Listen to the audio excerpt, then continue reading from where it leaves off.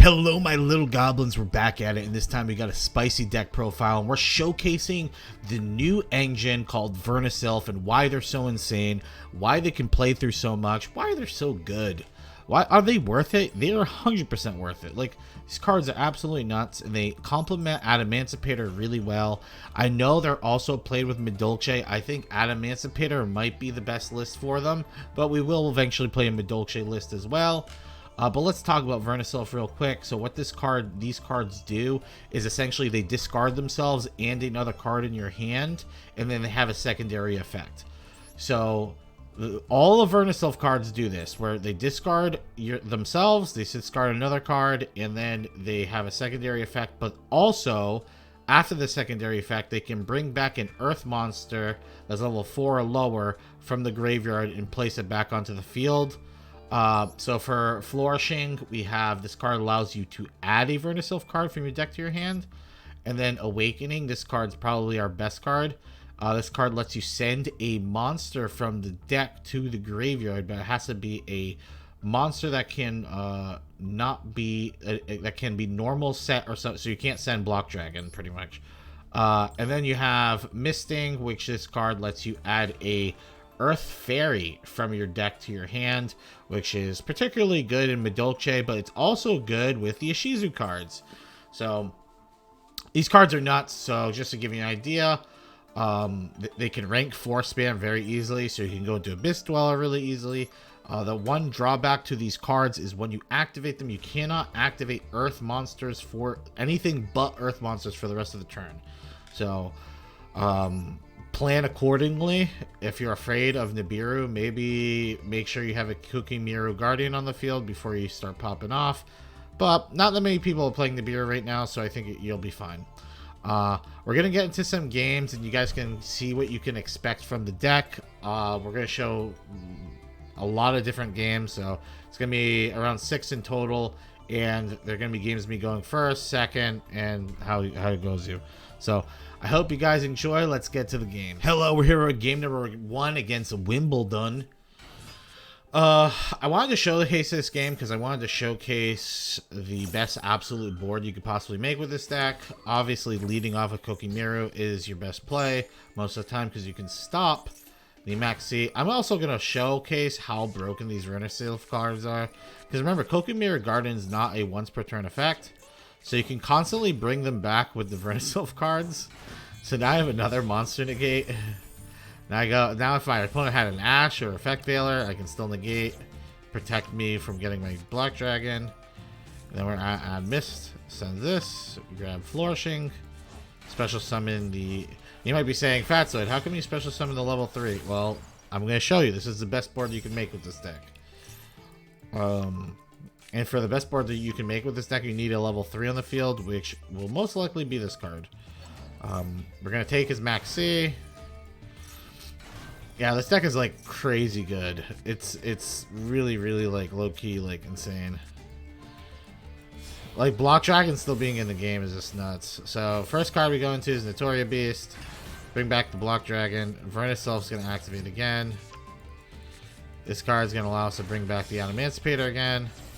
Remember, if we send Researcher to the graveyard, which is our level 4 Adamancipator, oh, not Researcher, sorry, Analyzer, which is a level 4 one, we can bring them back from the graveyard with the Vernusylph cards. That's what's crazy about them. They're so good, dude. So, activate Seeker's effect. See if we hit anything. The only thing that sucks is they do kind of brick a bit. Notoria Barkion. I'm going to say Barkion is low-key, like, really insane because a lot of people... Dude, I don't know if you guys notice this online. So many people are playing Evenly Match. And this card just lets you... Oh, bye-bye, Evenly. And yes, you can Dark Ruler Evenly, but that outs every board, so it doesn't matter. So, this is our best board. Like, we have Apollousa, we got 3 negates here, 1 Omni negate here. Opponent can't use anything in their graveyard. And permanent trap negates and spell negates. So we can just keep chain negating with these cards for the spell and traps. So he needs like a sphere mode. Like I don't even think sphere mode. Like even sphere mode is gonna be tough to like out the board. Like it's kind of crazy. And unfortunately, our opponent's playing heroes, so I do feel bad about bullying him here. Man's just trying to live his life, and we just bully them viciously. Is what it is. I just wanted to showcase like the best board you can make with this deck. This isn't ideally like idealistic. Like you can't always make this board, but it is the best board we can make. So let's get into the next one, and we'll see what else we can do. Hello, we're here with game number 2, and we are going second, and we're playing against tier limits, and we don't have too much against them. We do get the max C off. The good thing about playing against tier limits is when you play max C, they don't typically have Ash Blossom in their deck, or if they do, like this guy has Ash Blossom, but it's not like common. Like I feel like a lot of tier limit decks don't run this card that much, but maybe I'm out. Maybe I'm not. Maybe I'm wrong. This guy is a really good opener too. You just gotta fast forward through it. He gets Crime. He also had the instant fusion. Goes into Rikelios, activates. We're just gonna negate this. Sets 2 passes. Like he had a really good opener for what he did, and we didn't really get that many crazy cards, to be honest. We got an extra Ash Blossom. That's pretty much about it, and an extra Researcher, which really does nothing. So we're gonna activate Analyzer. Rikelios is going to negate, which is fine. Again, you have to go through his cards, so you're prepared for this.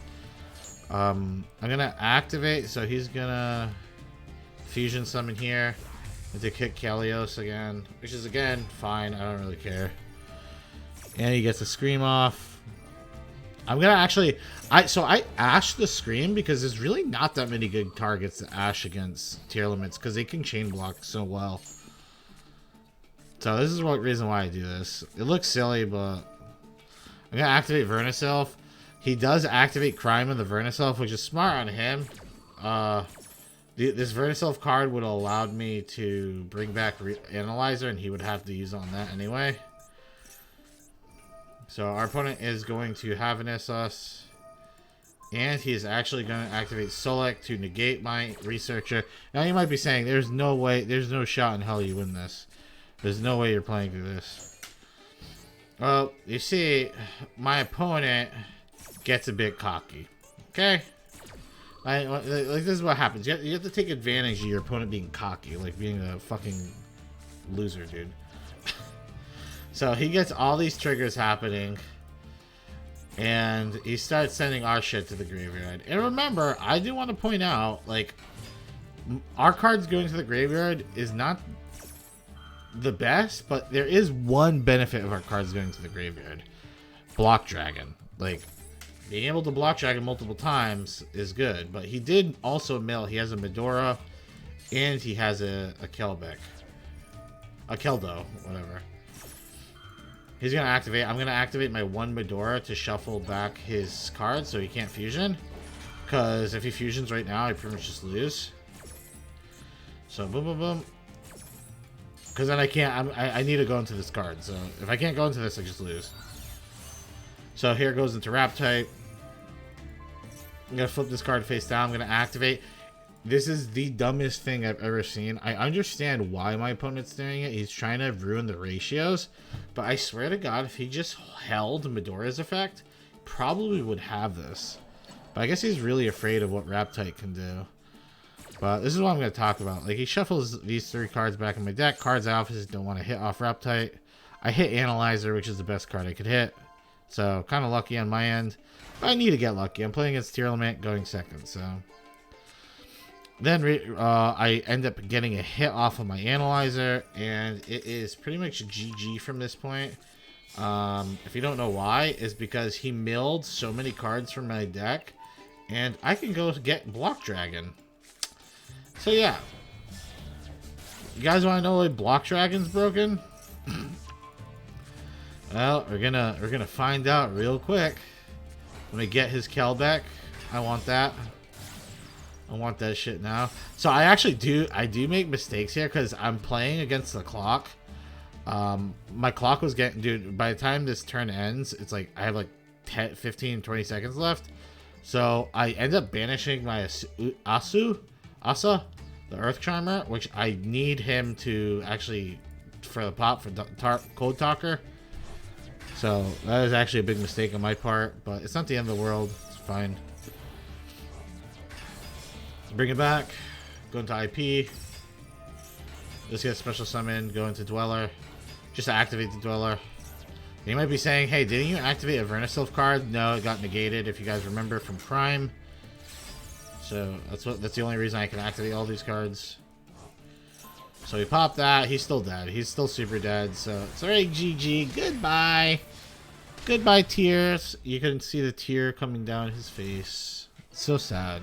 Hello, we are here with game number 3, and our opening hand is our opening hand is actually good, but like I'm gonna explain why. I was getting notifications immediately that he had something, and I already knew it was DD Crow. That's why I'm not putting Block Dragon in the graveyard. I wanted to bait it with Revival Golem. So here he has DD Crow. He hits my Revival Golem. I have a tear coming down my eye. So that's another card. Like, DD Crow does hurt us. Like, it is very annoying when they hit your Block Dragon with it. As long as you get at least one activation off Block Dragon, it's not the end of the world. But if you don't even get that one activation, you're pretty much screwed. So we're gonna use this to grab Researcher again. I keep getting notifications he has something. I don't know if it's blocked, so I'm trying to like see if I can bait anything else out. But he's not doing anything, so I'm like, fuck it. We're gonna go into Apollousa. We can protect that Block Dragon anyways with this.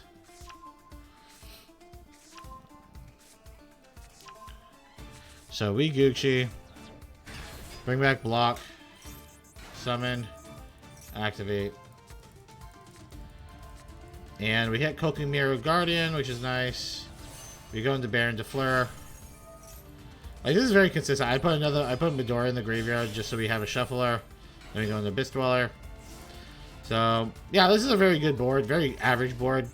Like, you can go this board every game. So he's gonna imperm us. He imperms the Apollousa. So this is really bizarre. So he imperms Apollousa. So I'm automatically thinking, well, if he had imperm, he would try to imperm Dweller at the standby phase, right? So I'm like, well, it can't be Tearlament, because otherwise it wouldn't make any sense. But he ended up activating DD Crow again, and he hits Medora. So I'm like bizarrely confused. I could have negated that, but I was like, why would I negate this when he's probably not playing the Tearlament, because he would have used on Dweller. He's playing Tearlament, so he has bizarre plays. He can't play underneath Dweller, so I don't know what he's doing. You know what I mean? So we just negate the shit. Honestly, I shouldn't have negated here. I feel like it was kind of a pointless negate. As he does just normal summon this afterwards. And plus, like, he would have to discard. It gets no activations anyway, so it doesn't really matter. So he kills both my cards. Big whoop. He has no follow-up. He's just absolutely boned here. And we drew a very good card. Pop goes the Weasel. Vernusylph is going to bring back our homie. Here comes Seeker. Seeker's going to be able to pop off. And our opponent is just screwed. Pretty sure he just concedes. No, he knows the what's on the wall. But yep, see, that's how you kind of just, like, that was a mediocre board. That wasn't even our best board, and we completely that was with them having DD Crow and all the like some interruption. You know what I mean? So we still decimated them. So hello, we're here with game number 4, and we are going first. Our hand's pretty darn good. Actually, our hand's actually not very good. You usually don't want to be opening up Gigantus and stuff, because it's kind of like you get these cards anyway through Block Dragon, so it really doesn't matter.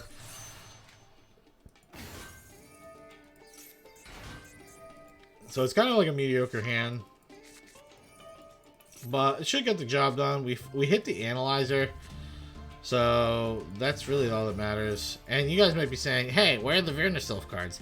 The Vernusylph cards on its own, they're an engine. You know what I mean? They're not like... They're pretty much... They allow you to do what you need to do in the game. So you can play Yu-Gi-Oh! You know? Then we go into Asa. Think of them as like the Ishizu cards. Like the Ishizu cards by themselves are not like the whole deck. So if you're wondering why we ended on this board, is because like I said, we used Researcher early, so we had no other Researcher, and we didn't have a Vernusylph card in hand to resurrect Researcher or bring back a card like that. So we had nothing to chain off of Seeker. So this is ideally like, this is probably the best board we could have gotten. The only thing I would say is we possibly could have went Block Dragon. No, that wouldn't have worked. That wouldn't have worked. Yeah, because I would have to... I could have discarded my entire hand but Ash Blossom, and I could have Block Dragon twice to link climb into Apollousa, like a 1600 attack Apollousa, which doesn't seem very good. So this is our play. We're going to lead off with, we're going to activate Dweller. And he activates Call by the Grave. He goes for Block Dragon. We actually don't negate this, because with only one negate, I have to be very peculiar around this. And since we got an activation anyway, it really doesn't matter too much. So now we get to negate Nimble Beaver. So I'm going to tell you this right now. We negate Nimble Beaver. If our man had Starter, we have Ash for it. So that's the thought process here. Because otherwise he can't do his plays. He plays evenly matched. We lose the rest of our board, which is fine. And then he sets. Because he already used Call By. Unlikely he has another. Nope, he has another. So actually, if he did have Starter, we're fucked. Because he had double Call By in hand. Which is, you know, it's just one of those better lucky than good scenarios. But he's just dead. There's no shot he lives. We have a negate for monsters. And we're just gonna go into everything we need to. And I think he just concedes here. Yep, goodbye, Zero. Looks like Zero is just going to stay at 0 and never go to hero. Hello, everybody. We're here with game number 5 against Shihavani 2. We're going to start off with the normal summon Analyzer. We're going to analyze our opponent's bunghole. And we're going to try and figure out what we're going to do with it. And then we go into the Gallant Granite. He is the Granite that is most gallant. And we're going to grab the Block Dragon, who's very block-like. And we're going to send our Revival Golem from the hand, because we're sad. But then we're getting a DD Crowed on Block Dragon, so we kind of get cucked. This is where I would like to tell... My opponent would tell me to get good, as they slam this bird onto the field. So very unfortunate. We do get to add cards to hand, which is pretty cool. I love adding cards. I love drawing 3 cards. Fucking makes me horny. Drawing 4 cards. Adamancipator Researcher is going to pop the fuck off. And we do hit a tackle. And then Seeker is going to activate. And Seeker is going to do a little shimmy shimmy. And it's going to fucking whiff. So maybe work better on the shimmying. Then Rapite is going to do its thing. What do we hit? What do we hit? We hit 1 rock, and it is the Water Slug. You're going to Dragite. Now, we have a problem here. Dragite does actually not negate anything. So we actually have to link this card off to go into Nightmare Unicorn. So we have a water in the graveyard so we can negate things. So our opponent is playing this lame-ass deck, so... I say lame-ass deck, but I do enjoy playing Tearlament, so... But he does activate that, and we negate it. And he does nothing, because we have Abyss Dweller, because we're better at the game. I'm going to activate Abyss Dweller, because, again, better at the game. He's going to activate Max C, because he's cringe. Remember, anytime someone activates Max C and they're cringe, we activate Dragite. And we hit 1 rock off the top. That's all we need, baby. Still have Spell and Trap negate. So, and I'm going to tell you right now, Tier usually does not run any battle traps or anything. It's usually like Imperm and a negate. So it's like, goodbye. Just attack. This is what I would say. Knowing matchups and knowing cards that people naturally run in their decks is very important. Because, like, if you're overcautious, you'd be like, oh, man, I got to go into access code and do this and do that and do this and do that. when you literally just have to, you know, they're not running anything besides like Imperm or the other shit. So you're good. You're good. Let's go to the last game. All right, I'm gonna say this is game 5.5 because this is the last game, but a little lackluster. I max see the Shifter because I don't know if you guys know this. Shifter is played in other decks other than Flow. It's played in like Exo Sisters. You could play it underneath Sprite technically. So I do max C. But my opponent is playing Flow, so I just thought this was a really funny game. He activates Gold Sarcophagus to put Rabina here, but he has no follow-up play, so no level 1. And since I'm screwed, like I technically the Vernusylph cards are completely brick cards when you're underneath D Shifter, because the effects you can technically activate them, but they all get banished. So they're actually kind of like massive bricks here. And then I have like 4 bricks in hand. I top deck Researcher, and then I'm like, you know what, YOLO. I hit 1 card, and I'm like, you know what, I desperately, like in my mind, I'm like, I need to hit Koku Mirror. So we're going to go into Rabtite and try and hit Koku Mirror, because that's the only way we're winning this game. Because if he hits a level 1, which I know he's going to hit, we're just fucked. We hit the Koku Mirror. And I'm like, attack. Okay, fine. My hand was horrendous, though. Like, horrendous for D-Shifter. So, he does top deck the Eaglin. But remember, we have Kokimiro. We can negate the Eaglin's, the Rabina's activation. Boom. And then Eaglin, his effect activates. But we know he doesn't have another level 1. So, it's going to be goodbye to him. He activates Max C. I don't know what he thought this would do. He knows I had Kokumiro in my hand previously. So we're just gonna pop off. He's just super dead. There's like no shot you could ever win from this position, but Baron, pop. He's at 58. This is enough damage. So boom, kabloom, kabloom. I just nutted all over Alcaldeus. So, let's get to the recap and talk how the deck did. Hello, welcome to Recap, and thank you for watching this far. I just want to say, just subscribe. Subscribe now or you're going to go second in the next 10 games. You don't want that. Also, the down below, like you look at the description, right? Yeah, the Discord's there. Join it. 400 plus members. We host weekly tournaments. Shit's fun. Shit's awesome. Good community. Just do it. How did the deck perform? The deck performed. It was insane. We went on a 15-game win streak. I'll show you games right now. Boom. My goodness, look at all these beautiful wins. Look at all these beautiful wins. I'm eating good. I'm eating good. And then we have a loss, but that was the beginning of our streak. And that was the end. So, but other than the 15-game win spree, the deck just performed very well. Going first, going second, it felt like every game was a possibility of winning. The deck easily goes into Abyss Dweller, which I really love. The problem is, though, when you do go second and you try and use any of the Vernusylph cards, it turns you off from Abyss Dweller, which is kind of rough. Because then if you're playing in the tier limit, it's like you can't Abyss Dweller them, so you have to rely on your other cards. But the deck was just really strong. I got evenly like 5-6 times last night while I was doing these videos, doing these games on stream, and my goodness, we still fought through it. We still won. We had like a 90+% win rate. We barely lost. The only times we did lose was our opponent just having like everything and then some. Like they would have like the cards they don't even serve, like just naturally having like interruption or something, like double call by, like stuff like that out of the ordinary. Those are usually the games we lost. Double DD Crow is usually painful too. Like if I bait out one DD Crow but they have another one, it's kind of a pain.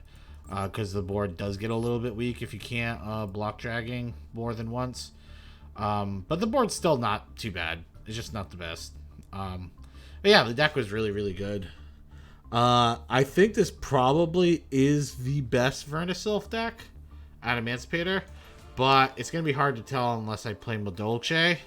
But I'm having high hopes for Madolche, because Madolche, they're all Earth Fairies, and these cards work really well with Earth Fairies. So I'm pretty excited for trying that out. We'll see how that works. Also, Madolche is another deck that typically can go into level 4s pretty easily. So I'm wondering how easy it will be to go into Abyss Dweller, because I feel like if you're playing a deck right now, no matter what deck it is, if you cannot Abyss Dweller, or you cannot go into a card that like shuts down tier limit, you're probably going to lose the game. Even Abyss Dweller is not like an automatic win. Like, you've seen that game where the person played the field spell, then summoned 2 monsters and just killed my Abyss Dweller. Like, that's already like kind of like cutting it close, because not having an activation on it's crazy how Abyss Dweller needs to activate on my turn and their turn, or else I just lose. It's kind of crazy. But yeah, having a deck that can easily go into Abyss Dweller definitely is a big bonus right now, because yeah, you can run Soul Drain, yeah, you can run this, yada yada yada, but like Soul Drain, typically you still have to draw it out of the deck, whereas Abyss Dweller, you just have it in your extra deck. As long as your deck can consistently make 4s, then you can just consistently go into it. So that's why I think Abyss Dweller is a bit better than those other options. But yeah, you definitely will not be disappointed if you build this deck. And I know the deck looks really expensive, but I don't really think it's that expensive. Like the Vernusylph cards, yeah, you have to dump some ultra rare dust into it. But the other ones are all super rare. And these cards, a lot of these cards you probably should have anyway if you've had your account for a while. Like generic, like let's just go through it real quick. We got generic, generic, generic, generic. I would say this is generic. You should have a Abyss Dweller built anyway. IP is generic. I would even say Chen Yang and Baron is generic. Like both of these. I would even say Dragite and all the Notoria cards are generic too. I've played a lot of decks that use these cards, so no brainer to me. But maybe I'm delusional because I have obviously have to make content for this game, so I might be a little wacky. Let's go over the power scaling of this deck. So on a scale of 1 to 10, how strong do I think it is? Well, if tier element's like a 10, or I'd say tier element's like a 10, 10 and a half, I'm going to say this deck's a solid 9. I think it's a top tier deck. I think it's very, like, if tier element wasn't like so insane, I feel like this deck would definitely be shining very, very hard. So yeah, I think this is a top tier deck. So yeah, so I would say probably like a 9, maybe even higher. I don't know. 9 seems appropriate though. 9's a very high score. And on a tier scale, so if I put tier limit at tier 0, right? Like best deck in the format by far. Like I want you guys to understand this. Before you guys comment down below and say tier limit's not tier 0, I beat it with my Soul Drain. Dude, this is a best of 1 format, and think about how fucking crazy it is. You have to run Soul Drain. If you don't run Soul Drain in all these cards that banish, like Macrocosmos or Dimension Fissure or Abyss Dweller, like if you're not running all the Anubis, like Mannequin Cat with Anubis, like if you're not running these cards in your deck, you're going to lose. Think about how crazy that is. Like, you have to main deck these cards that are otherwise worthless in some other matchups. Just because if you ever play against tier limit and you don't have the card, you lose the game instantly. So anyone that's gonna argue the deck is not tier 0 is delusional. Alright, so after that being said, I would totally say that this deck's probably like a tier 2, this is like a tier 2, tier 1, 1.5 or something. Probably tier 2. Like, if I would say every top tier deck right now is probably tier 2 or tier 3 when compared to the godness of tier limits. But with tier limits being at 0, maybe you can argue some decks are at 1.